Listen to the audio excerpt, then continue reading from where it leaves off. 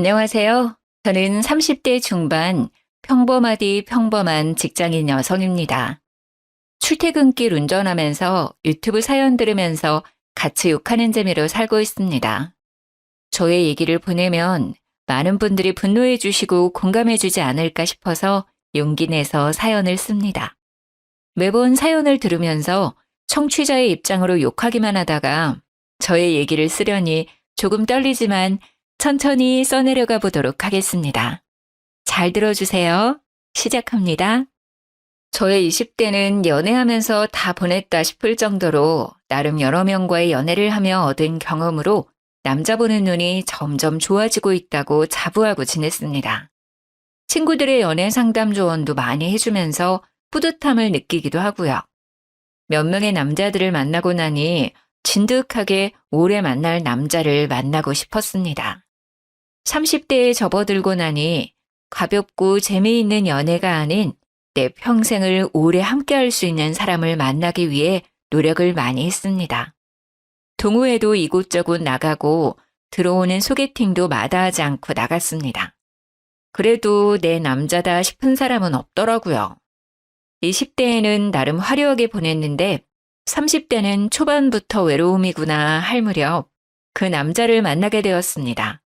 직장 선배의 소개로 만난 그는 2살 연상의 IT 계열 회사에 다니고 있었고 첫인상부터 이 사람이다 싶었습니다.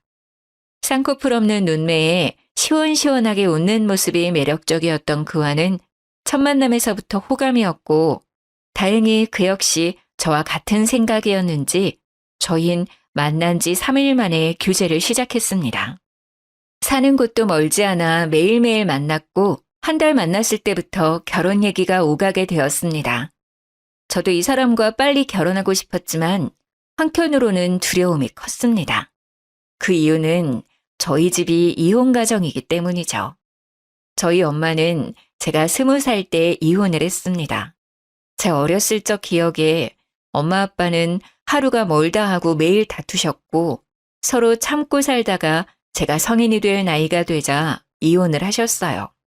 그 이후로 저는 엄마와 지내고 있고 아빠와는 가끔 연락하며 지냅니다. 물론 남자친구가 너무 좋고 행복한 가정을 꾸리고 싶은 생각은 있지만 덜컥 겁이 나기도 했습니다. 그래서 이런 속사정을 다 털어놓았더니 그 사람은 저를 따뜻하게 꼭 안아주었어요.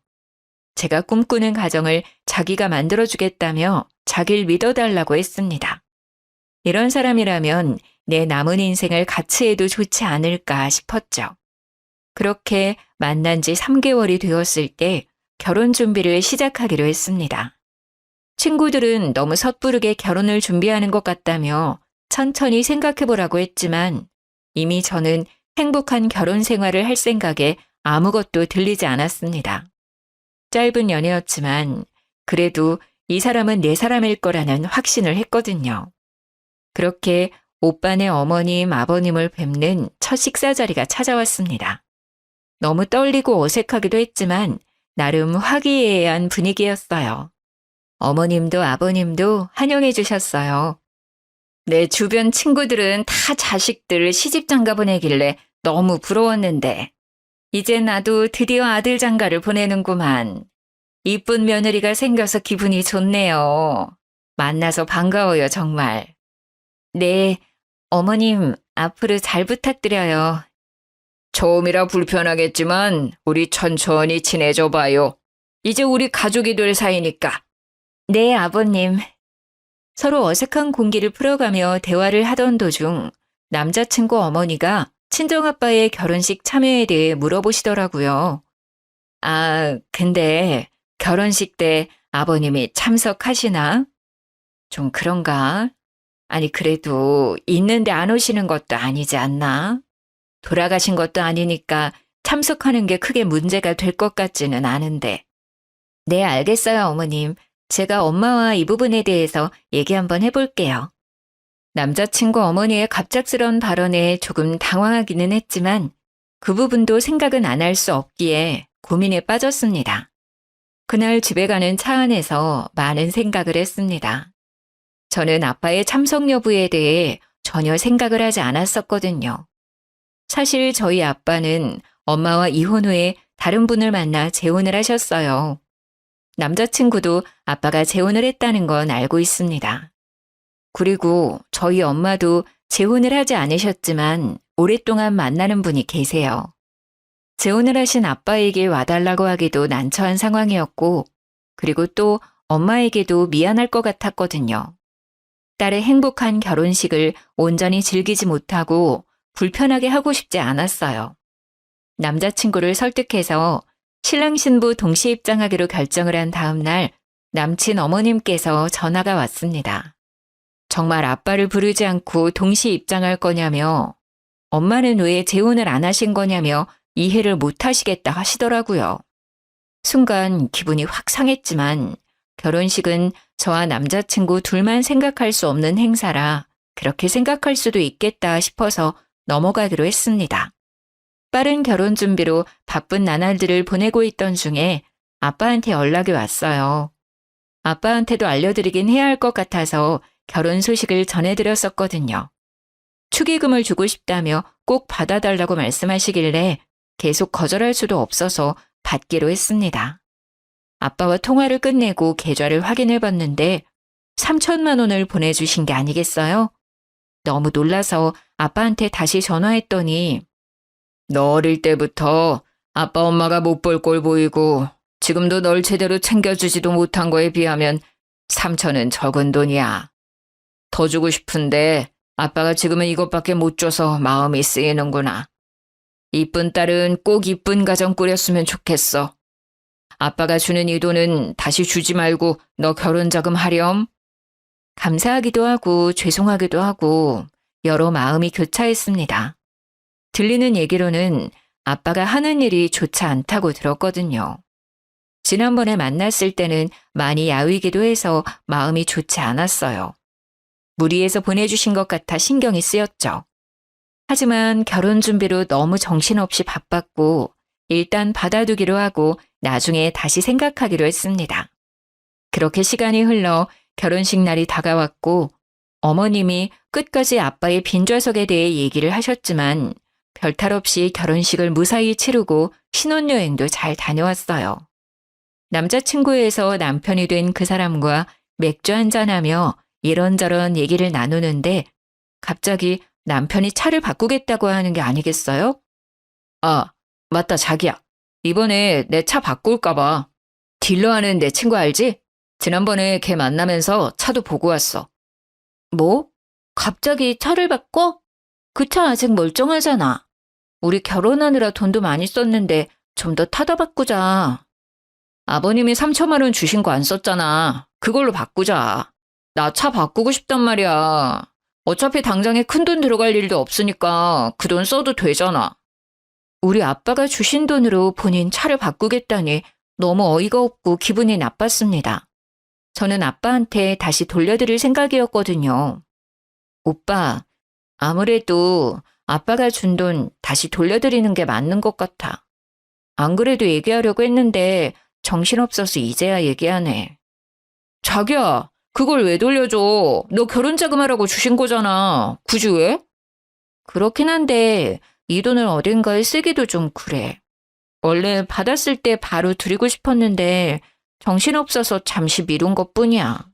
그리고 아빠 요즘 벌이도 좋지 않기도 하고 또 몸도 안 좋아 보여서 마음이 쓰여. 그건 아버님이 알아서 잘 아시겠지. 뭘 그런 것까지 신경을 써. 그런 것까지라니? 그래도 우리 아빠야. 어떻게 신경을 안 써?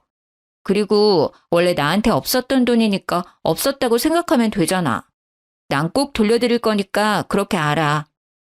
아니 멀쩡히 받은 돈을 없다고 생각하자고? 왜? 굳이 또 돌려주는 이유가 뭐냐니까? 그리고 왜 너 마음대로 그런 결정을 해? 남편이 차를 아빠 돈으로 바꾸겠다는 것도 기분이 상했는데 왜 마음대로 결정을 하냐고 하는 말에 기가 찼습니다. 마음대로 결정을 한 건 오빠 아니야? 나한테 상의도 없이 차까지 보고 오는 게 어딨어. 나도 결혼해서 차 바꿨다고 사람들한테 자랑 좀 하자. 아빠한테 돈 받았다고 했던 순간부터 차를 바꿀 생각을 했었던 건가? 이 사람은 차를 바꾸고 싶어서 저랑 결혼한 건가 싶더라고요. 오빠, 내가 결혼 자금으로 돈을 덜 썼어? 아니잖아. 그리고 3천만 원은 아빠가 나한테 준 돈이야. 명백히 따지자면 내 돈인데 오빠야말로 나한테 상의 없이 그 돈으로 차를 바꾸겠다니. 그게 왜 네 돈이야? 네가 결혼을 했기 때문에 주는 돈이니 우리 돈이지. 결혼 안 했으면 아버님이 그 돈 주셨을 것 같아? 네가 나랑 결혼하니까 받을 수 있었던 거잖아. 내 말 틀려? 아빠가 나한테 준 돈이 우리 돈이라고 말도 안 되는 억지를 부리는 모습을 보니 하루빨리 아빠한테 돈을 돌려주는 게 맞다고 생각했어요. 나 몰래 그런 흑심을 품고 있었다고 생각하니 배신감까지 느껴졌습니다. 그리고 그 다음 날 어머님께서 점심 먹으러 오라고 했었던 날이라 응어리진 마음이 풀리지는 않았지만 시댁에 가기 위해 준비를 했습니다. 화장대에서 화장하는 제 옆에 서서 남편은 못마땅한 표정으로 말을 걸었어요. 나 차 계약할 거야. 이미 마음에 드는 차도 골랐단 말이야. 그러니까 3천만 원 다시 돌려드릴 생각하지 말고. 도대체가 멀쩡한 차를 왜 바꾸냐고. 그거 몇 년 안 탔잖아. 말이 되는 소리를 해 좀. 그리고 왜 아빠가 준 돈으로 차를 바꿔? 우리 잘 쓰라고 주신 돈이니까 내가 잘 쓰겠다고. 너도 새 차 타면 좋잖아. 어제 상했던 기분을 꾹꾹 누르고 시댁 갈 준비를 하고 있는데 아침부터 새 차 타령을 하니 화가 났습니다. 자기 마음대로 결정하고 통보를 한 것도 황당한데 말이죠. 아니, 나는 새 차 필요 없어. 그리고 나 오늘 아빠한테 돈 보낼 거야. 계약을 하든 말든 돈은 알아서 해. 야, 너 미쳤어? 대체 왜 그래? 뭐? 야? 지금 야라고 했어? 내가 보기엔 미친 건 오빠야. 납득이 안 되잖아, 도저히. 그리고 굳이 지금 얘기를 꺼내야 해? 차를 바꾸는 게 그렇게 중요한 일이야? 나 아직 기분 안 풀렸어. 그래도 시댁 가겠다고 준비하는데 옆에서 또 왜 화를 돋우냐고. 그렇게 큰 소리가 오가고 저는 펑펑 울고 말았습니다. 도저히 이대로는 시댁에 갈 수가 없어서 남편한테 말했죠. 도대체 왜 그래 정말? 나 오늘 점심 먹으러 못 갈 것 같아. 이런 상태로는 절대 어른들 앞에서 웃는 얼굴로 못 서 있어. 나 지금 아프다고 얘기 전해줘. 죄송하다고 말해주고. 어차피 지금 이 상태로 가봤자 분위기만 망칠 것 같아. 그렇게 계속 흐르는 눈물을 닦고 있는데 남편은 위로는커녕 어딘가로 전화를 걸더라고요.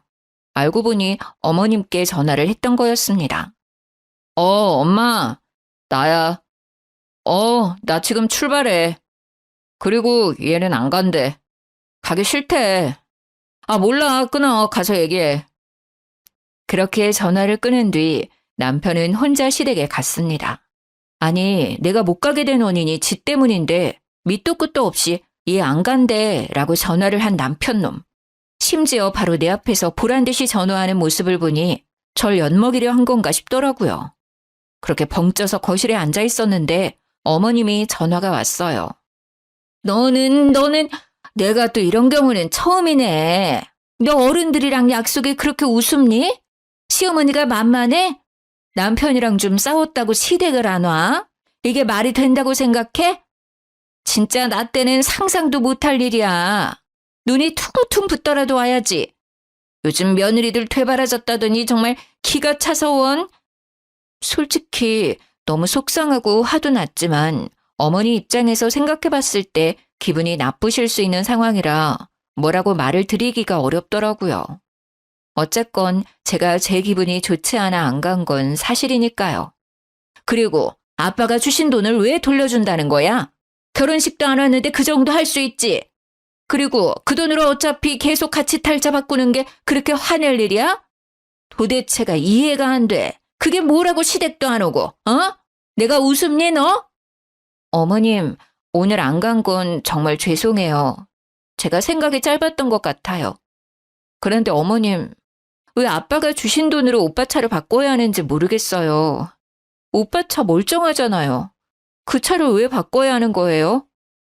아니, 꼭 차가 문제가 있어야 바꾸니? 차를 바꿀 돈이 없는 것도 아니고 바꿀 수도 있지. 참 젊은 게 말이 안 통하네 정말. 오빠랑 싸운 문제로 어머님이랑도 싸우기 싫어요. 어머님은 오빠랑 똑같은 말을 계속 되풀이하시다가 결국 참지 못하셨는지 노발대발하시며 전화를 뚝 끊어버리시더라고요. 그렇게 그 이후로 별 대화 없이 남편이랑 대면대면하게 지내다가 구정이라 전날부터 가서 열심히 명절 음식을 준비했습니다. 내일 친척들 많이 오니까 부족하지 않게 넉넉하게 부쳐야 해.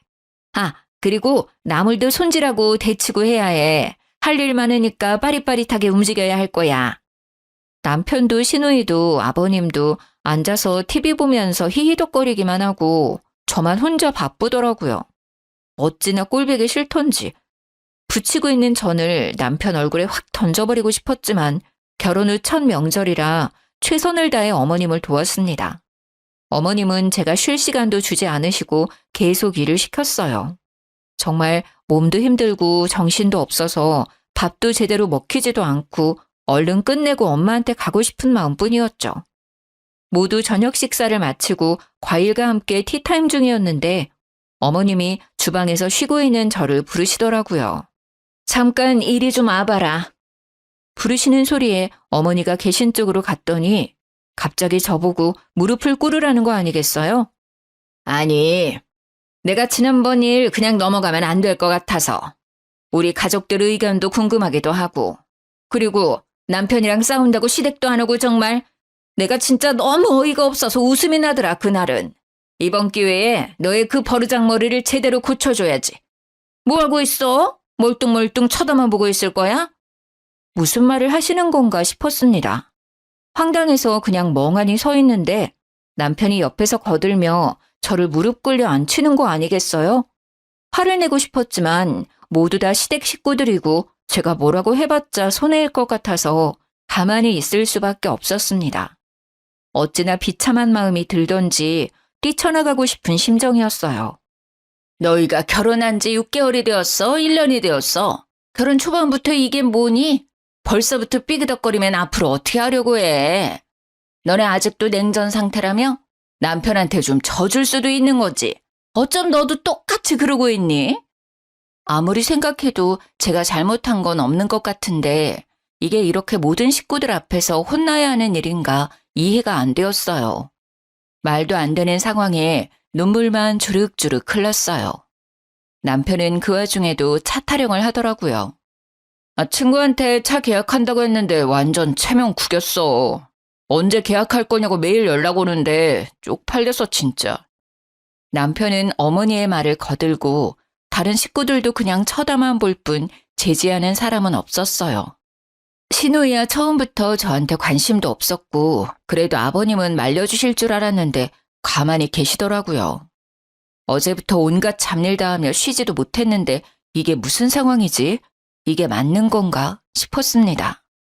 뭐라고 얘기해도 들을 것 같지도 않고 내가 왜 이런 취급을 당하고 있어야 하나 싶어서 이혼할 생각으로 시댁을 뛰쳐나가 친정엄마한테 달려갔습니다. 눈이 퉁퉁 부어서 혼자 친정에 달려온 저를 본 엄마는 아무 말 없이 저를 꼭 안아줬습니다. 엄마, 미안해. 내가 정말 미안해. 미안하다는 한마디만 하고 엄마 품에 안겨서 어린아이처럼 펑펑 울었습니다.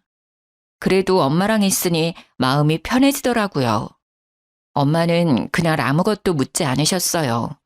내가 겪은 상황이 진짜 있었던 일인가, 이런 건 드라마에서 보던 상황인데 이게 나한테도 일어날 수 있는 일이었구나 싶었어요. 남편이고 시댁이고 모두 얼굴 보고 싶지도 않았고 그냥 다 끝내고 싶었어요. 결혼했던 게 꿈이었으면 좋겠다 싶었습니다. 일주일 정도 지났을까 남편이 문자 하나 띡 보내왔습니다. 어차피 들어올 거 빨리 들어오라고. 자기 차 계약 이제 더는 미룰 수 없다고 말이죠. 진짜 대단한 놈이었습니다. 열받아서 전화를 걸었습니다. 차 계약을 왜 나한테 얘기해? 나 아빠한테 돈 보냈어. 그날 돈 보낼 거라고 얘기했잖아. 아, 진짜 너는 왜 이렇게 제멋대로야. 그리고 아버님은 그걸 또 받으셨어? 참나, 네가 다시 돌려줄 줄 알고 보내신 거 아니야? 제멋대로인 건 오빠야. 너 진짜 왜 그러냐? 어? 이해가 안 돼.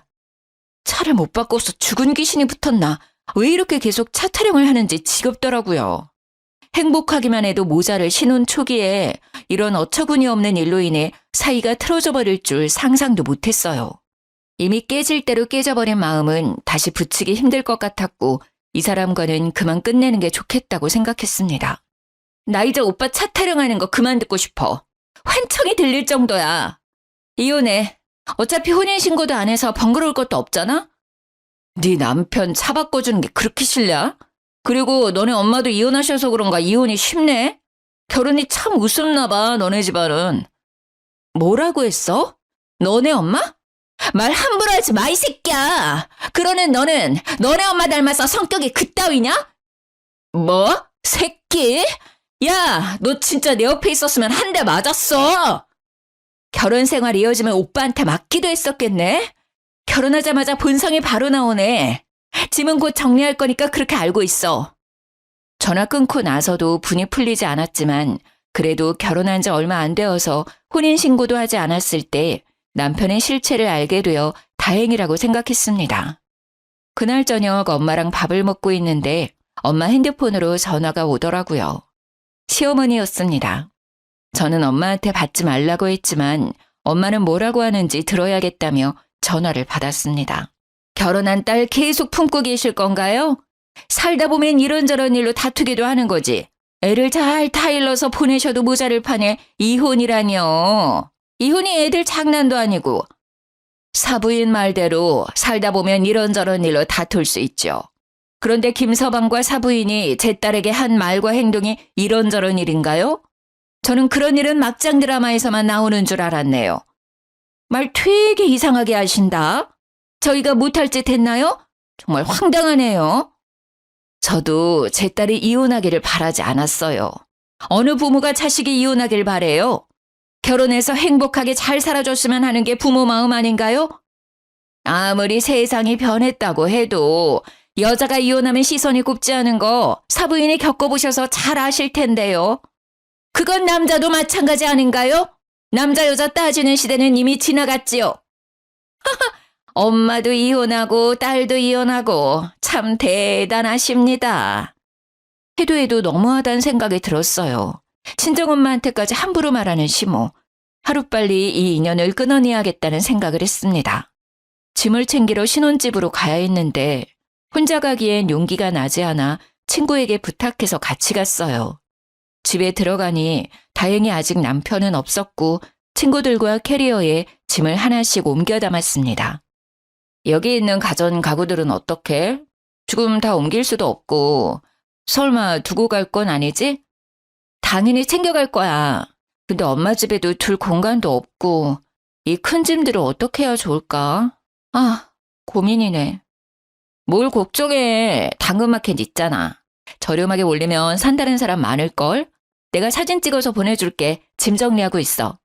그렇게 한참 짐 정리를 하고 있는데 하필 남편이 들어오더라고요. 얼씨구, 진짜 뭐하냐? 이거 주거 침입 아냐?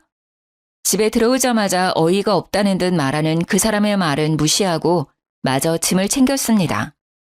사진 다 찍었어. 거의 새 제품 컨디션이라 저렴하게 올리면 금방 팔릴 거야. 친구가 찍은 사진들 보며 얼마에 올릴까 고민하며 얘기하고 있었는데 남편이 끼어들더라고요. 잠시만, 당근마켓에 뭘 올려?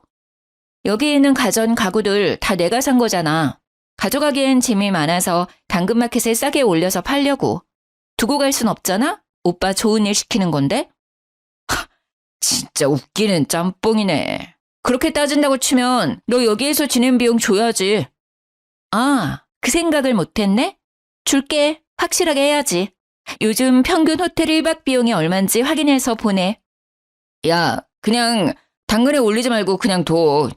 내가 그 금액에 사면 될 거 아냐. 어차피 나도 다시 사야 하는데.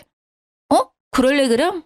안 그래도 하나하나 거래하기 귀찮았는데 잘 됐다. 옮기지 않아도 되고. 금액 정리해서 보낼 테니까 바로 돈 입금시켜. 본인이 사겠다고 하길래 잘 되었다 싶어서 그러라고 했어요. 마저 남은 짐을 싸고 있는데 옆에서 궁시렁궁시렁 뭐라고 하더라고요. 듣는 채도 안 하고 짐 챙겨서 나왔습니다. 친구들도 끝까지 징글징글하다며 혀를 찼죠. 그렇게 아무 일도 없었던 것처럼 일상으로 돌아갔어요.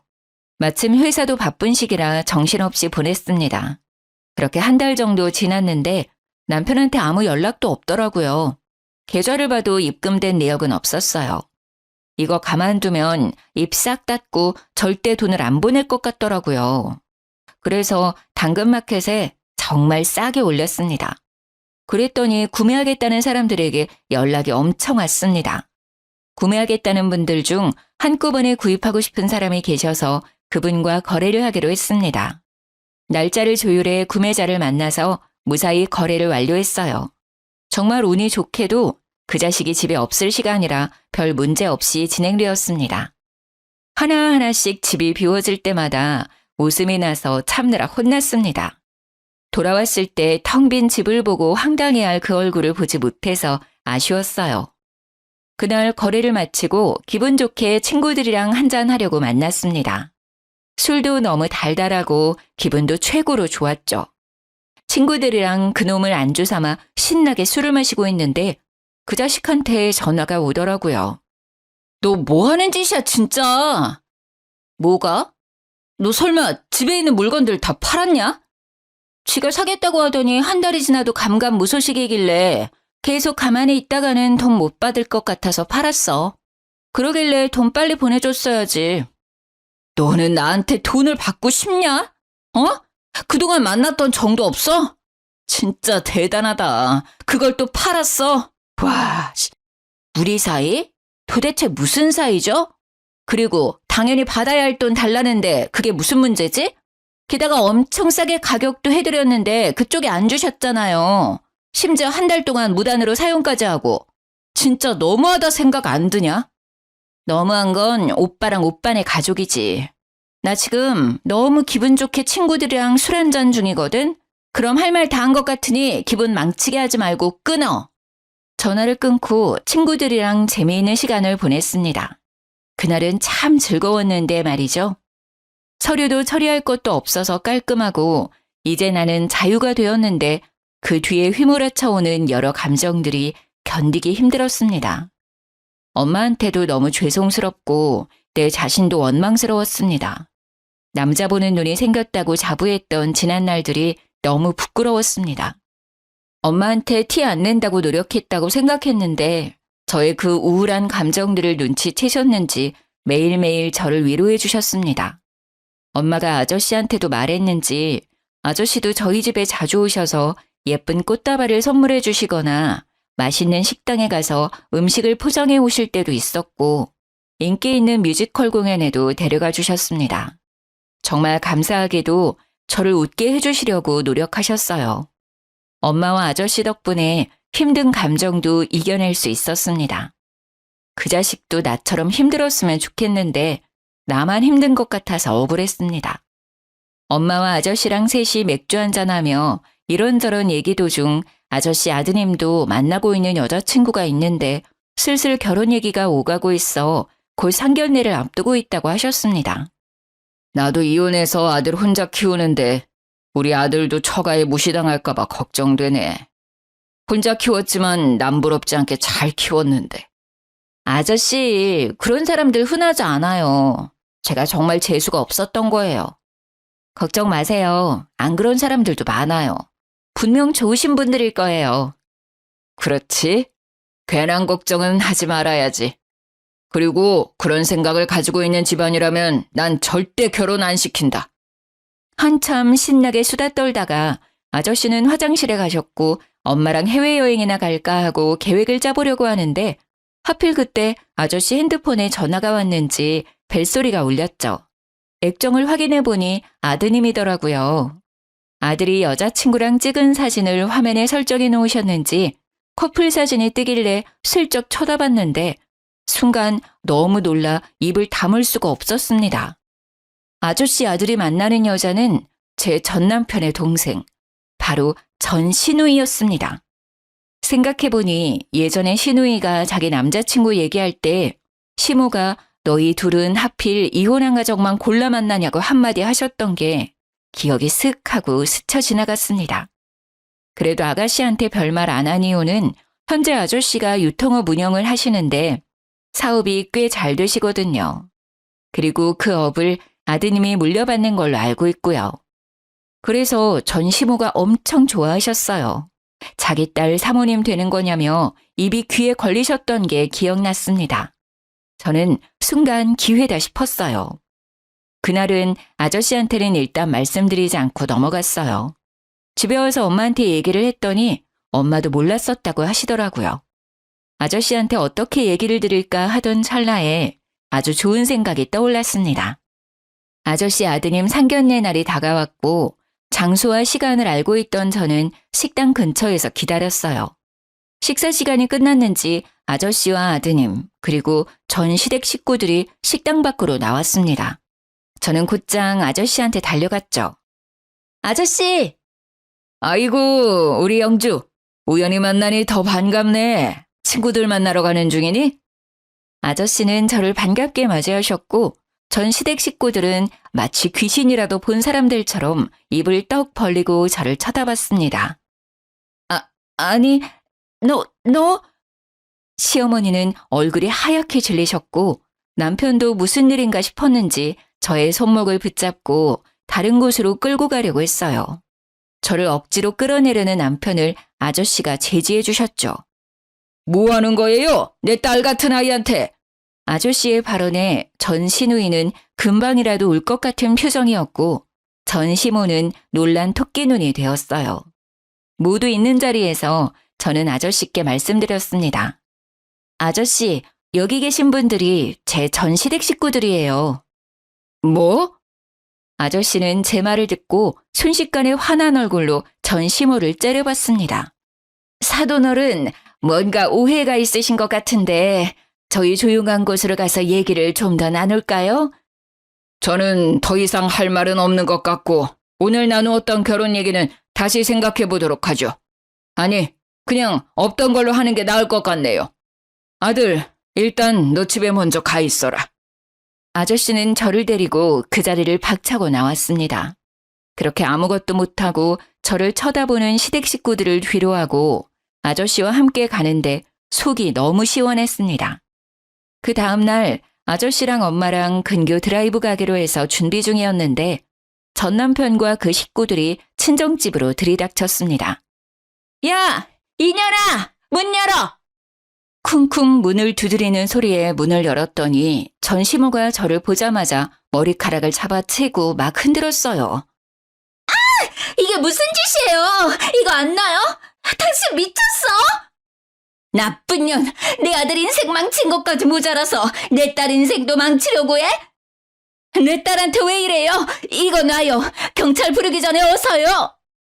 저도 가만히 있을 수 없어서 똑같이 머리채를 잡아드렸죠. 전 시모의 비명소리에 뒤에 있던 두 자식놈들도 합세해 순식간에 현관엔 난리가 났었어요. 그 순간 엄마와 저를 데리러 온 아저씨가 사자후를 질렀습니다. 도대체가 뭐 하는 거예요? 아저씨는 엉망진창이 된 엄마와 저를 살피고 나서 무서운 얼굴로 시어머니와 시누이를 쳐다봤습니다. 정말로 대단한 사람들이네. 아버님, 오해예요. 시누이는 울면서 아저씨께 매달렸어요. 아저씨는 단호하게 선을 그어 얘기했습니다. 대체 어떤 게 오해라는 거지? 그리고 누가 아버님이야? 헤어지라고 얘기했는데 아직 전달 못 받았나? 저 못 헤어져요. 사돈어른, 제가 다 설명할게요. 이거 어떻게 된 일이냐면요.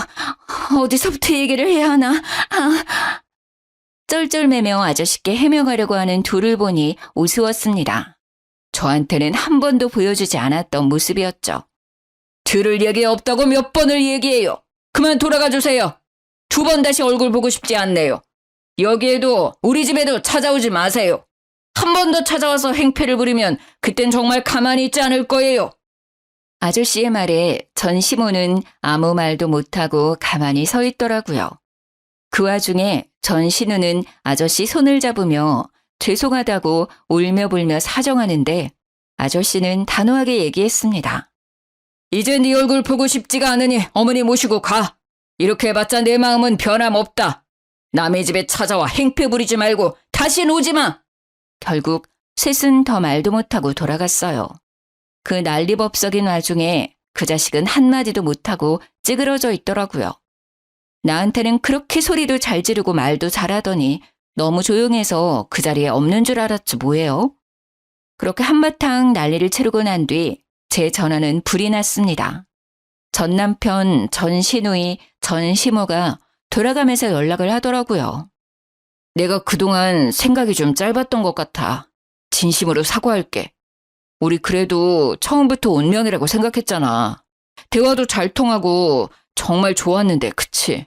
다시 시작하면 안 될까? 개소리 말고 끊어.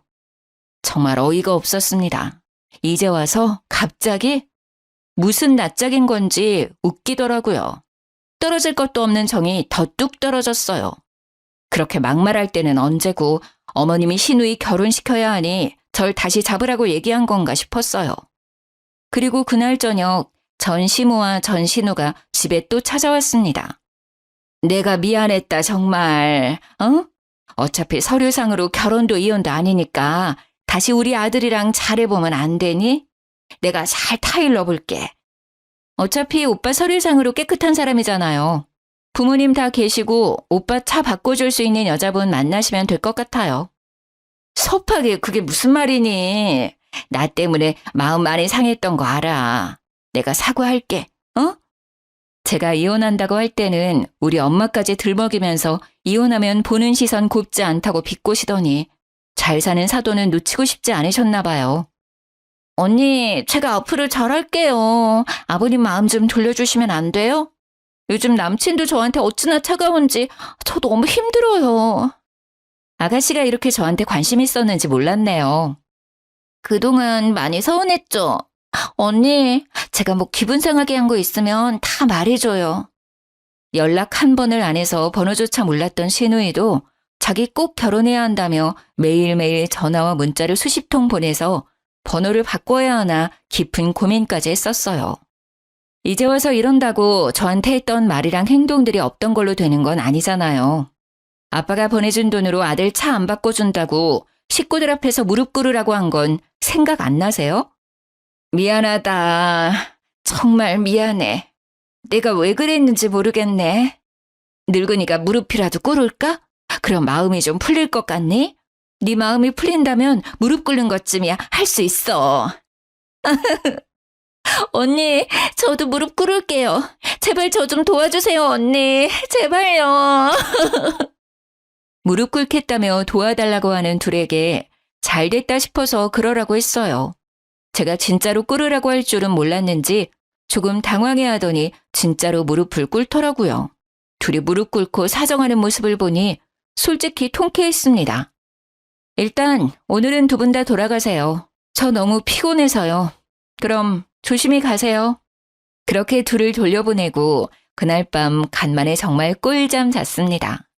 그리고 아저씨한테 연락해 그 둘이 계속 찾아와 괴롭힌다고 말했어요. 그 말을 들은 아저씨는 다신 근처에 얼씬거리지도 못하게 하겠다고 혹시나 또 찾아오면 바로 전화하라고 하셨죠. 그 이후 전 시댁 식구들이 집에 찾아오는 일은 없었어요. 결국 전 신우 결혼이 완전 무산되니 전 시모가 매일 제게 전화로 저주를 퍼붓더라고요. 너같이 심보 고약한 애는 처음 봤다. 나쁜 년, 못된 년, 싸가지 없는 년. 네가 뭔데 우리 가족들 인생을 망쳐? 내가 너 매일 처조할 거야. 알았어? 남의 인생 망쳐놓고 넌 잘 살 것 같냐? 너 같은 애는 똑같이 당해봐야 한다. 너 같은 애를 며느리라고 받아준 게 한이다. 그럴 때마다 저는 녹음을 해놨고 문자로 보내시면 캡처를 했습니다. 나중에 모아보니 어마어마하더라고요. 전 남편한테 전화를 걸어서 말했습니다. 자업자득이란 말 알지? 내가 뭘 어쨌다고 매일매일 괴롭혀? 나 너네 엄마가 나한테 한 폭언들 다 캡처하고 녹음해서 가지고 있어. 계속 이렇게 하신다면 나도 가만히 있지 않아. 오빠가 다른 여자들 만나거나 시누이가 새로운 남자 만날 때마다 어머니가 나한테 한 집 보내서 어머니 실체 밝힐 거야. 그러니까 그만하시라고 해. 나 이제 더 이상 참지 않아. 전화를 끊고 어머님이 했던 폭언들에 대한 자료를 남편한테 보냈습니다. 또 연락 오면 이 증거들로 정신적 피해보상 청구까지 할 거라고 했어요. 겁먹었는지 그 이후로는 연락이 안 왔습니다. 진짜 변호사를 찾아가야 하나 싶었거든요. 그렇게 완전히 시댁 식구들이랑 끝내고 1년 정도 지났을 때 전 남편이 연애를 시작했다는 얘기를 건너 듣게 되었어요. 몰랐으면 모를까 알게 된 이상 그 여자분 인생을 구해야겠다는 생각이 들더라고요. 그래서 그 여자분 연락처를 지인을 통해 알아내어 전 시모가 저한테 보냈던 문자와 전화 녹음 파일을 죄다 보내드렸습니다. 그 뒤로는 어떻게 되었는지는 굳이 확인하지 않았어요. 다정한 척, 배려 있는 사람인 척 했지만 결국에 검은 속내를 들켜버린 그 사람과 우리 엄마 재혼 못했다고 무시하고 우리 아빠 돈으로 자기 아들 차 안 사준다고 나를 괴롭혔던 시모까지. 평생 그렇게 못된 심보로 사셨으면 좋겠어요. 그리고 혹시나 또 그 가족들이 찾아올까 싶어서 엄마랑 다른 지역으로 아예 이사를 갔습니다. 엄마도 저도 핸드폰 번호를 둘 다 바꿨고요. 엄마와 아저씨는 여전히 잘 만나고 계십니다. 뒤늦게 이 소식을 알게 된 아빠도 매우 분개하셨고 또 미안해 하시더라고요. 아빠가 주신 3천만 원으로 인해 그 사람들의 진짜 성격을 알게 되어 빨리 탈출할 수 있게 되었다고 얘기했어요. 언젠간 드러날 모습이었는데 이제 생각해보면 행운이었다 싶더라고요. 애라도 생겼거나 혼인신고라도 했었으면 더 골치 아프고 오래 걸렸을 거예요. 생각만 해도 끔찍한 일이지만 지나고 나니 너무 잘한 것 같습니다. 인생 액땜한 셈 치고 있어요. 이젠 저한테 어떠한 고난과 역경이 오더라도 이 정도쯤이야 하고 지나갈 수 있겠죠? 뭔가 단단해지고 이제 정말 어른이 된 느낌이에요. 저는 요즘 20대 때 연애하느라고 못 갔던 해외여행을 다니고 있어요. 그리고 회사에서 승진도 해서 연봉도 올랐습니다. 내년에는 장기 근속 보상으로 리프레시 휴가가 있어서 유럽 쪽으로 길게 여행을 다녀올 계획입니다. 여행 가서 뭘 할까 일정 짜는 게 꽤 재밌더라고요. 이 좋은 걸 연애하느라 왜 못했었는지 몰라요. 그래도 이제라도 여행의 재미를 알게 되어 다행이라고 생각합니다. 그리고 한번 제대로 당해보니 연애 생각은 다신 안 나더라고요. 이제는 저를 위한 인생 살아보려고 합니다. 물론 좋은 사람이 생긴다면 더욱 좋겠지만 이대로도 좋은 것 같아요. 너무 긴 사연인데 재미있게 들어주셨을까요?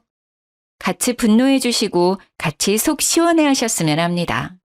감사합니다. 늘 행복하시고 건강하세요.